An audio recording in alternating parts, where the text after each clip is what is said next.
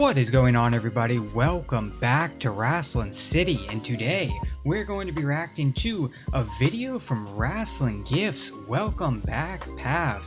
It has been quite some time since I've seen a video uploaded by him, and this one looks like it could be a banger because it is SummerSlam 2009 is low-key a classic. So from this one, it's been a long time since I've watched this SummerSlam, but I actually did have this on DVD as a kid. And I mean, of course, we had Cena versus Orton on this event, and we also had, I think, was the main event, Jeff Hardy versus CM Punk in a TLC match for the world title. This match was a banger. We had Undertaker coming out after and choke slamming CM Punk when he got the win, was standing tall over Hardy. So I look forward to seeing what Pav has to say about this SummerSlam. Let's get this one started. WrestleMania 25 went off the air. What should have been an absolute classic mania ended as a disappointment. After months of amazing storytelling, after back-to-back classic pay-per-views, after Randy Orton became the biggest star in the company, it seemed like as soon as WrestleMania 25 started, the company just lost its damn mind. The main event was Going terrible. into Mania that year, the company had a direction. It made sense, it was clear, and it was fun to watch. Coming out of WrestleMania 25, nothing made sense anymore. After Mania, we had some amazing pay-per-views, and then we had some pay-per-views that literally had no reason to take place. On one hand, you had Jeff Hardy, Edge, and Punk tearing it up. On the other hand, you had Batista and Randy Orton having a 7-minute cage match on a pay-per-view. 7 minutes is Chris crazy. Jericho and Rey Mysterio were wrestling like their lives depended on it, while Cena was feuding with The Big Show and The Miz in 2009. What the And then there was the generational... Oh, wow, I forgot about that. Before The Miz got his push, you know, as WWE champion, when he cashed in on Orton and eventually went on to main event WrestleMania 27 in 2011, he had a regular match one-on-one against John Cena at The Bash 2009. That's so weird to look back at. That's when he was just the chick magnet, you know, teamed up with John Morrison. Iconic feud that was Orton versus Triple H, which eventually became so cold that the finale took place at The Bash. It was just a weird time, and to put a cherry on top, the company had absolutely zero idea on how to get viewers to tune into Raw at this time. So what did they decide to do? They started to have guest hosts every single week. Yes, because nothing makes you want to watch wrestling more than a B-tier celebrity in the main event. Terrible So as you stuff. can see, the company had no idea what it was doing, and just when things couldn't get any worse, they found out that the most popular wrestler on the roster was leaving the company. But with everything going on, with the product getting weirder and weirder, ratings going down by the week, the WWE decided to lock in for the second biggest show of the year. After 2 average pay-per-views that did disappointing buy rates, they needed SummerSlam to be a banger. And well, they definitely did everything they could to make that happen.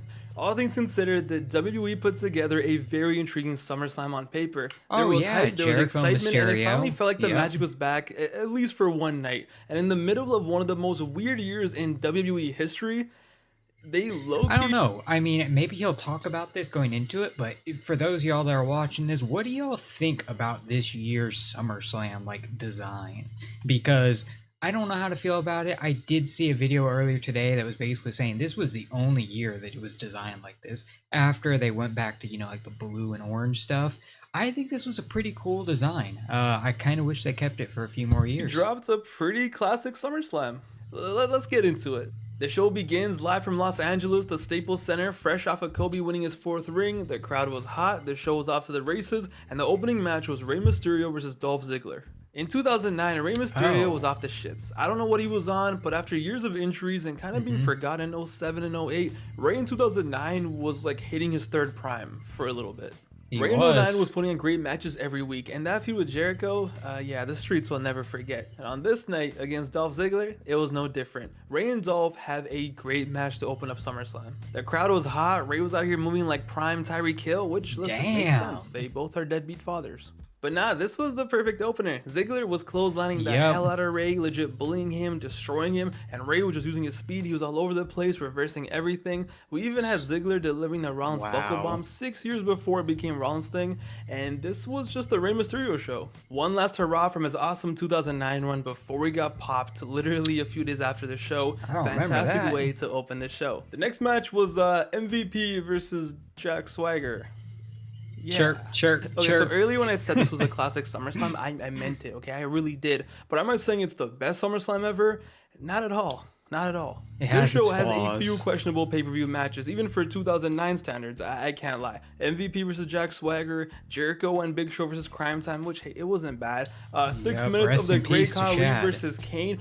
What the hell was wrong with these idiots putting this on pay-per-view? Nah, yo, listen. Khali versus Kane is one of the worst matches I have ever seen. This is worse than Batista versus Khali from 07. Khali at this point can't even move, bro. He looks like he's about to decompose any second. You had Jim Ross on commentary. Poor guy, okay? He's trying his best to thug it out and make it seem a little more epic. There is nothing Jim Ross can do, bro. I mean, Great Khali, it's just he's not mobile. He used to be. I've seen footage where he was back in the day doing some crazy stuff for his height, but at this time there wasn't much he could do. When Great Khali got in those red pants, that's like the distinct change between Great Khali with some potential versus just a joke. The Punjabi playboy, just terrible stuff. I thought Kane and Great Khali, I think they faced at WrestleMania, maybe it was 2 years before this, and that match was terrible as well. But this is probably worse since Khali's gotten 2 years older from that point. This match is 6 minutes long. Why? First of all you in this match is kick, punch, okay? And then it ends with a DDT. Khali can't even get up for the choke slam, so we have to end it with the DDT. Why is this on the show? So yeah, that's what stops us from being the greatest SummerSlam of all time. So I get it. You're probably saying, how, Pav, how could this be a classic? Well, let's just say they locked in because it was then time for the return of DX. I'm not gonna lie to you, I am not a fan of 2009 DX. This PG era version with Hornswoggle wasn't exactly for me. That was right Nonetheless, before it though. I was still hyped for their first match back. I knew the entrance was going to be fire. I knew they were going to go in there, hit their finishers, their greatest hits, and it was going to be a great little squash match. I mean, going into this, that's what everyone thought this was going to be. I mean, realistically, what the hell was 2009 no knee pads wearing Cody Rhodes and has the charisma of a pet rock Ted DiBiase Jr. possibly going to do against DX? For all intents and purposes, this was just going to be an aura farming situation for DX, and I think most people were still cool with that. And listen, no one does aura farming better than Triple H with an entrance budget on pay-per-view, but even I wasn't prepared for this shit. DX for this match has the longest entrance you will ever see in wrestling history, and you know what, I can't even hate on it because the crowd was going nuts for this. So first the arena turns black, okay, and everyone puts their DX glow sticks up in the air, and next thing you know, it sounds like Afghanistan in 2003. Gunshots are being sprayed, you hear a chopper roaming, you think you're under attack, and I shit you not, more fireworks, more fireworks than the 4th of July. You would think God was returning from like heaven or something with the amount of shit that was going down here. And then yo, they have 30 Navy SEALs pull up like it's SOCOM 3 on the PS2 and they just start blasting. I do not remember it being this grandiose. It sounded like a Waka Flocka song from 2009. Waka, Fireworks, waka, gunshots. This shit looked like a Michael Bay Transformers movie. The Navy SEALs spray the block for absolutely no reason. They run away, and then DX, ladies and gentlemen, DX pulls up in a tank. The stage literally rips apart like a universe portal is being opened, and DX pulls up. 5 stars. This show is a classic because of this entrance alone. Shawn Michaels and Triple H on a tank. Cool. The stage is rifting apart, and there's just pyro everywhere. Pew, pew, pew. An all-time entrance. There is a reason why this entrance has 15 million views on YouTube, and this is definitely one of the wildest and definitely most expensive entrants the company has ever done. And this was at a SummerSlam, not even a WrestleMania. So they have this elaborate entrance for all the millions watching at home, get ready to blah blah, all that shit, right? And then the best part is the Legacy had to come out to generic the default entrance. NPC ass entrance like nothing happened. It's a new day. This is the face of our company. I mean, that's crazy that he came back from all this. That comparison, why didn't you just make him come out first at that point? At least it wouldn't have been as bad because they were used to, you know, they saw other ones that didn't have a crazy budget before this. But yeah, they just look like default cause in compared to them. That's kind of crazy to position what's supposed to be at this time the future of the company. New day, it's a new generation. Alright, just get in the ring, put the fries in the bag, bro. So here we were, DX had a 10-minute entrance, Legacy was in the ring, and all signs pointed to Legacy getting absolutely destroyed. Especially after that entrance, it's kind of like, well, if they went that hard with the entrance, it was probably to make up for how short the match is going to be, right? This was definitely going to be a squash match. But yo, to everyone's surprise, little did we know that no knee pad Cody Rhodes was like that. But also, little did we know that Ted DiBiase Jr. was one day going to be Mississippi's Most Wanted, and little did we know these two teams were going to tear the house down. DX and Legacy put on a great match. Cody and Ted literally had their legacies on the line here, and they delivered. They saved them. These two rascals played the role of douchebag heels perfectly, slapping Shawn Michaels, spending like 2 minutes just abusing Triple H on the floor, ruining HBK's kip up. How could you do that, man? It's like the most satisfying thing at wrestling. Why would you do this? Low blows when the ref wasn't looking. I am serious. Legacy's legacy was on the line, and they delivered. And HBK, listen, he was what, 6 months away from retiring, 44 years old. Man, we are so lucky to have grown up in a time where we got to watch HBK wrestle as a full-time wrestler. We are truly blessed for that. HBK was in there just doing his thing, flying everywhere, diving, selling, you name it. Cody Rhodes at one point pulled out a diving elbow so sexy, I thought it was Kairi Sane for a second. Homie had hops back in the day. Who knew? He got up DX there. made Cody and Ted look like all-stars, and to this day, I wonder, when Ted DiBiase got arrested by the feds, right, when he had the choppers over his house in real life, did he get PTSD of DX's entrance from this night? But nah, this match was awesome. Better than anyone ever thought it would be, and it holds up so well to this day. I'm telling you, Cody and HBK were in there working like it was the WrestleMania main event. They had so much chemistry. When they were in the ring together, it was perfect. But yo, you know what else was perfect? The ending to this match. So after 18 minutes of great action, after a solid great tag team match, Cody hits HBK with the crossroads. Shawn is down on the floor, Cody goes for the cover, Triple H saves the day. He then hits Cody with the pedigree and he's out. HBK slowly gets up, then Ted DiBiase comes in and hits him with the Dream Street. Now he's out. They are the two legal men, they're both out on the floor, they're out like lights, right? Triple H goes full gorilla mode and just attacks Ted DiBiase, throws him out of the ring, and they go at it. The two legal men are in the ring, the referee is counting, the crowd is standing up, and they both slowly crawl and get up, and they use each other to balance and leverage. They're slowly getting up. It's been 19 minutes of a grueling match, of a great match, and what happens? What happens? Boom! Sweet chin music, HBK out of nowhere. 1, 2, 3, HBK gets the win. Yo, honestly, just what a match. 4 stars. This is 4 stars. Was it basic? Hell yeah, this is a very basic tag team match, but I don't care. This match had no reason to be this good. Like I said, with that entrance and a 10-minute squash match, everyone in the crowd would have been satisfied. That's what. Yeah, man, 19 minutes. That really surprises me. I mean, I know that I was pretty sure that DX was going to win. I mean, this is a return match, you know, they can't just lose that. And Shawn Michaels, they knew that this was probably going to be his last SummerSlam. I think that's why they kind of went so out with the entrance. But the fact that it was 19, dude, he's making me want to rewatch this match from the way he's describing it. Sounds like some good shit. What most of us expected, but they went crazy. Yeah, I love this match. From the super extra entrance to Legacy doing their thing to HBK returning and showing out, it just blew every expectation back in 2009, and even to this day, it is a great watch. Even as someone who was not a fan of PGDX in 2009, this was a fun match, and the best part was, this ended up being a very, very solid feud because they had 2 matches after this. DX really put over Legacy on this night, and especially in their second match. Great match, 4 stars, absolute fire. Go back and watch this. Their breaking point match was then time for really John good Cena too. versus Randy Orton for the WWE title, and this match is interesting to say the least. Back in 07, these two closed out SummerSlam and had an awesome match. Nostalgia. It was their first ever one-on-one pay-per-view match, and the 2 stars who everyone assumed would always be rivals of their generation definitely didn't disappoint in their first encounter. Fast forward 2 years later, it was time to run it back.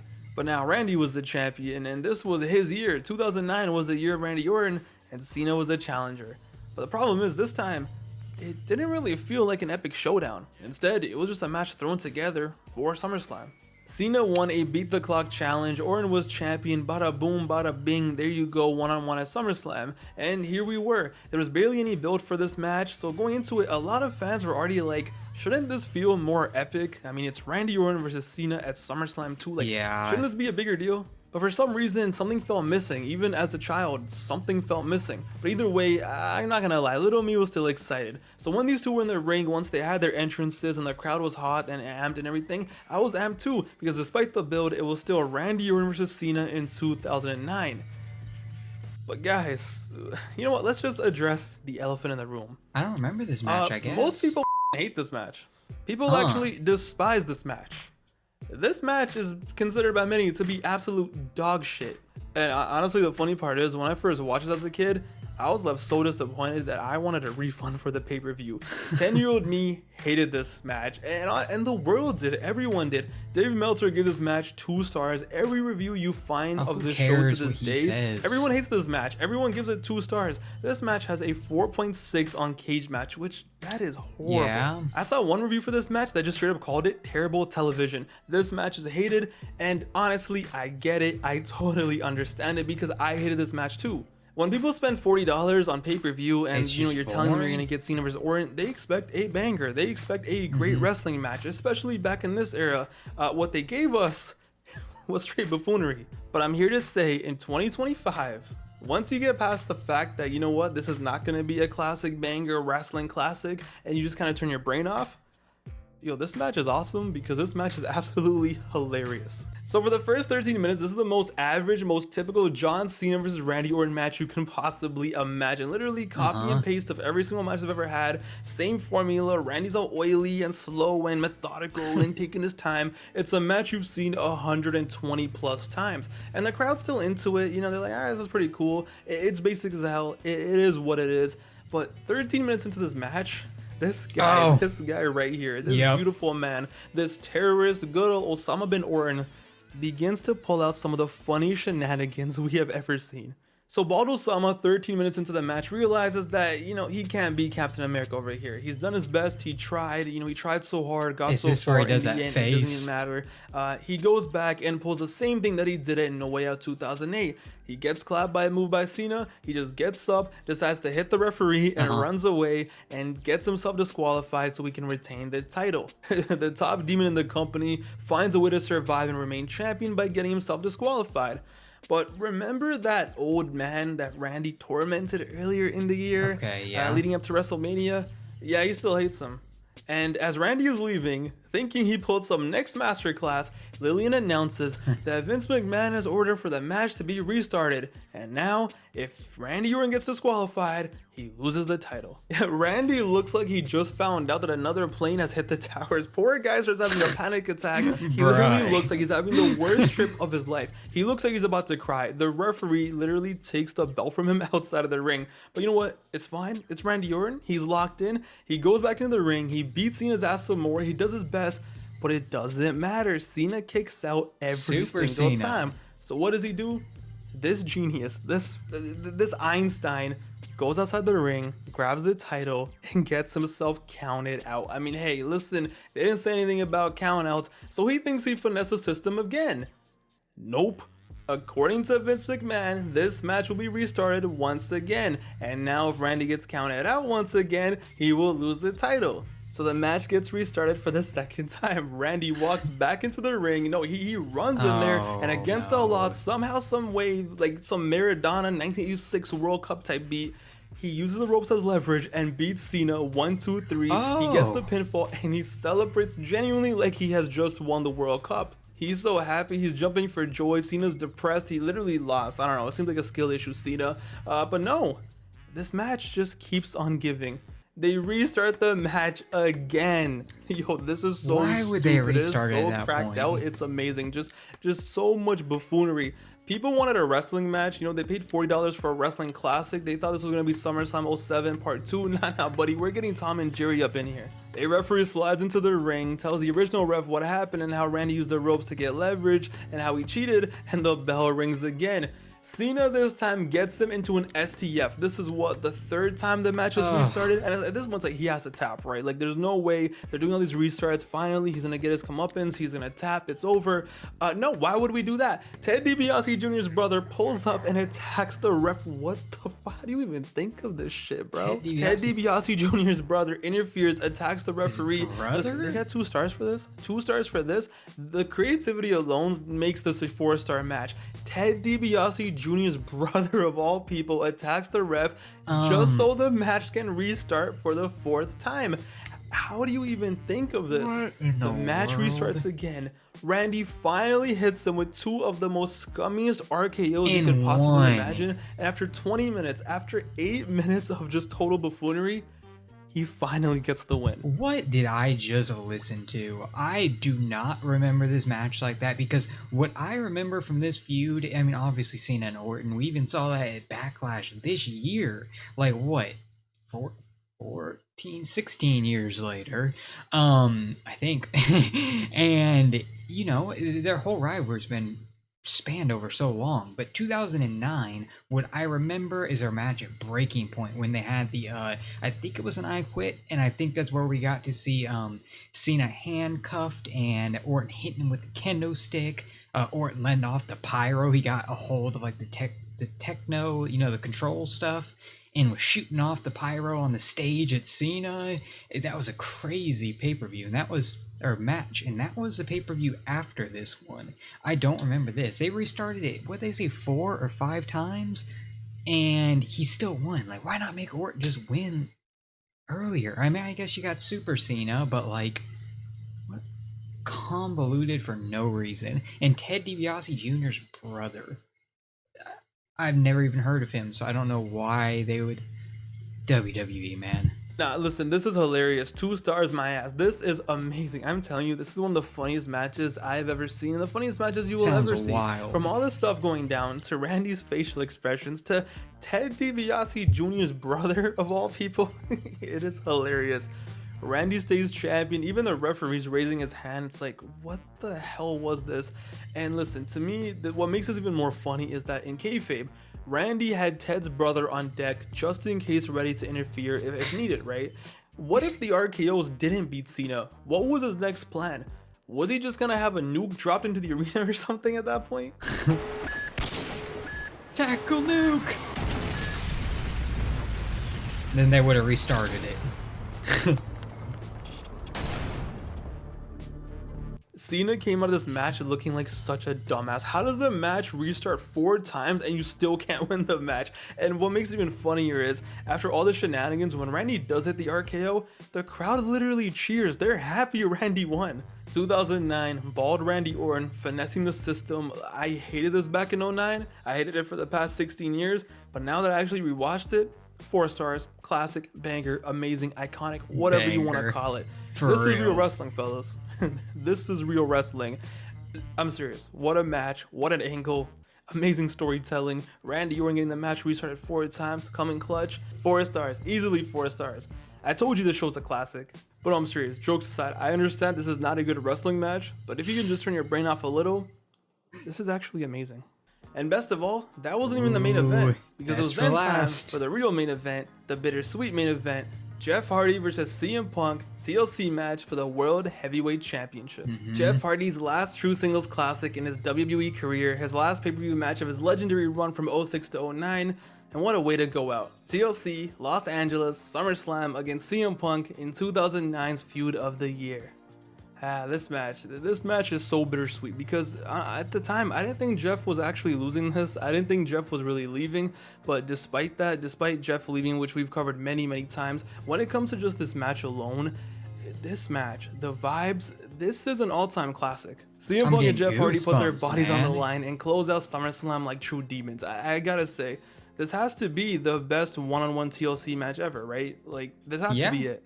Jeff came out with so much aura, the face paint, he looked so deadly, the crowd was so alive, and they just killed each other for 20 plus minutes. After months of build, after all the trash talk, these two being total polar opposites from each other, they just went in there and they just destroyed each other. There were like 5 times in this match where I'm like, all right, yep, Jeff is done, he's cooked, he's finished, he's not getting up. It was like, oh, Jeff, you're leaving us? Yeah, do you mind just dying on pay-per-view for us, please and thank you, before you leave? They were throwing ladders at each other, chair shots that you could hear in the nosebleeds, tables being broken, by God. And I still remember to this day when it was such a simple spot. We've seen it since and before, but for some reason this match, it just looks so damn painful. When they did the superplex onto the ladder, I cringe to this day when I see it. It reminds me of, like, you know, like in the WWE like 2K games, or even back in SmackDown versus Raw, when you are playing general manager mode and you have that superstar in your roster that has like 1 week left, so you know they're gone, so you just put him in the most grueling match you can think of, because it's like, you know, they're leaving, who cares if they get injured? This is what they were doing with Jeff Hardy, just in real life. This match was crazy. I totally forgot he was leaving, what, the month after, because they had the cage match on SmackDown. Match that took place in the PG era without blood. This was still so violent, so physical. I just adore this match, and the thing is, everyone does. This is a classic staple from all of our childhood. And listen, what does everyone remember from this match? There's one thing: Jeff Hardy getting the world's biggest ladder, genuinely the world's biggest ladder, standing on top of it, posing. What a moment. And in his last hurrah, in his last dance, sacrificing himself for the industry, Swanton Bomb.